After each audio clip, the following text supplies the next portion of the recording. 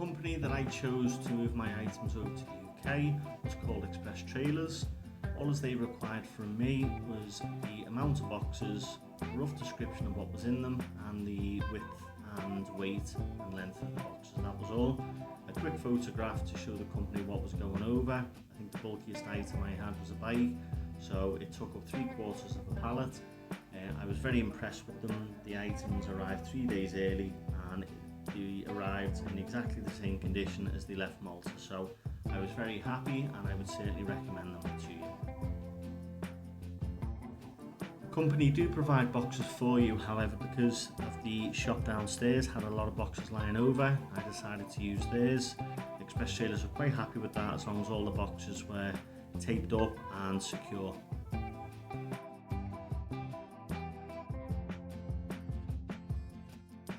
As you can see by the red arrow, that is the entrance to the ferry terminal.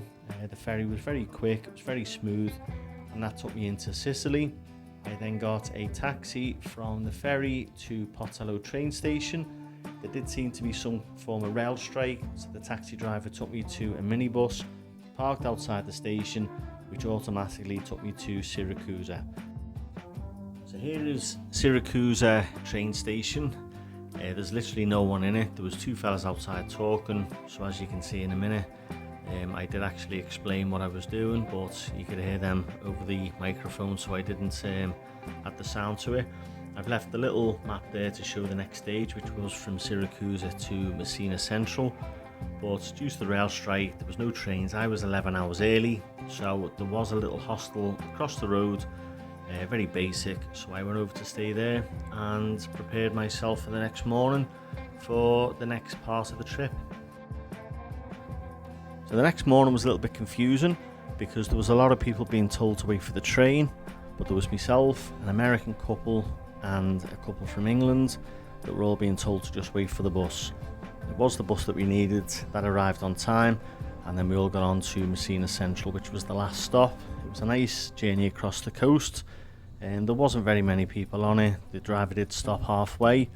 It was about 4.5 hours journey, so we did stop halfway for refreshments, and then obviously we continued on to the next destination. But it was a lovely trip. The weather was fabulous, and unfortunately I don't speak any Italian, but I did manage to pick up some words across the way to kind of communicate with the locals. Right, the next stage of the journey was quite long. It was an overnight stay on the train, and the funny thing was the first 2 hours of the train ride was literally moving the train about 100 yards forwards and backwards.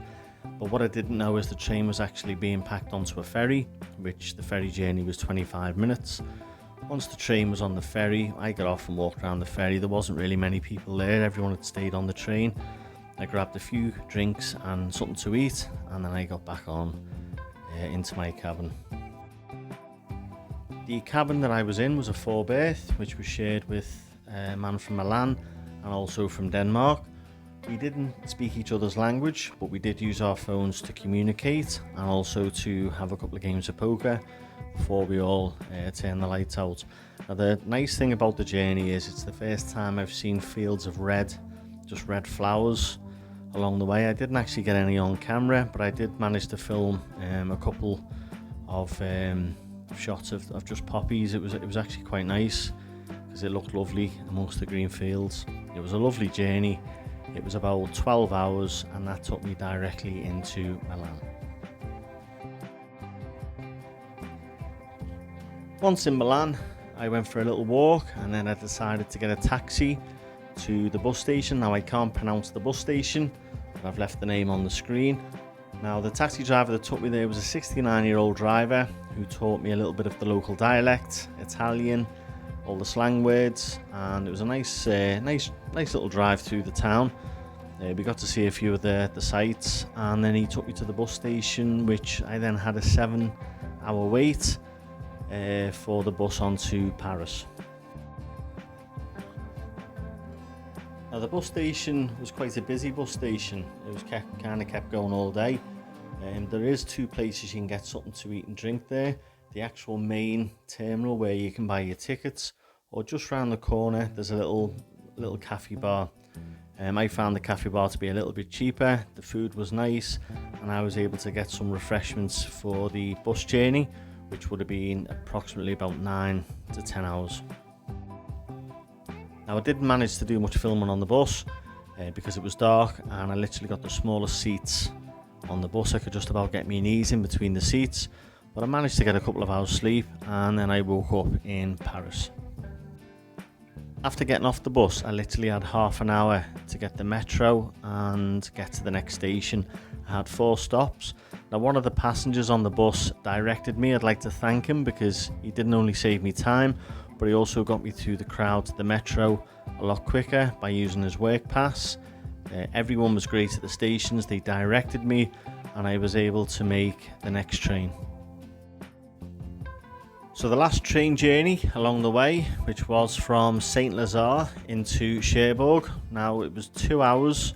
There was literally no one on the train. There was about 4 people on the carriage I was on.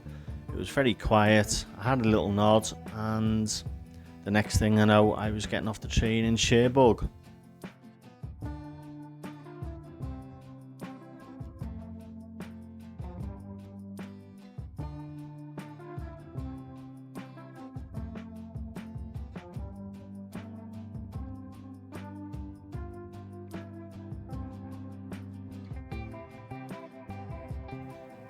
Just as I was walking along the platform, it kind of hit me that after 7 years, that was it. I was finally out of Malta.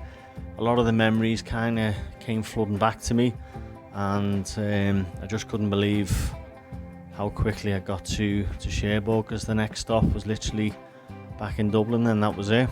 But it was a nice journey, and I was just walking along there thinking of all the things that have happened over the last 4 days, and some of the good memories over the last 7 years.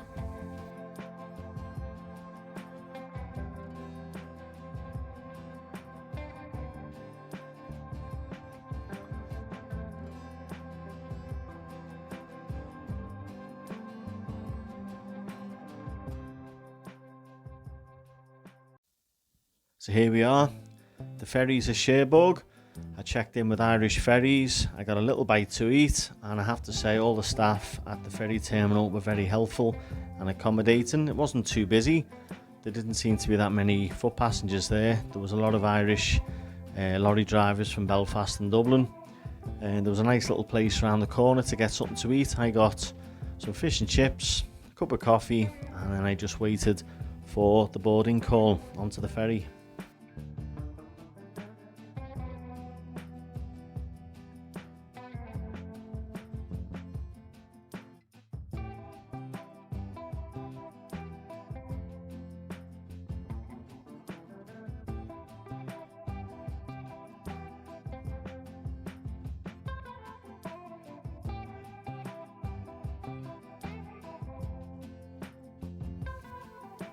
So basically, once I was on the ferry, I found myself a nice seat. It was quite comfortable. Sat myself next to the window. I brought a nice book to read, and I brought also some food and drink to last me the night. I did think it was quite expensive on the ferry, but that's only to be expected. It was a smooth crossing. It didn't seem to be too busy, and there was a fabulous sunset along the way, which was beautiful to watch. And then obviously had a couple of hours sleep, and then to greet me in Dublin the next morning was a lovely sunny day.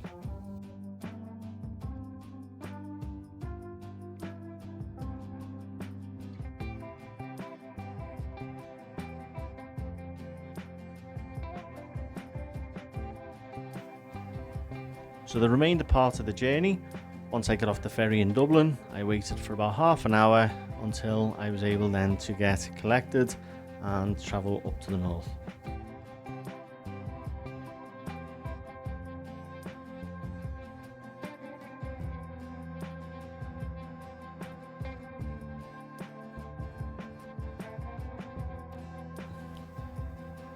If you've come this far, thank you very much, and if you'd like to help me develop and grow the channel, please like and subscribe, and I shall see you very, very soon.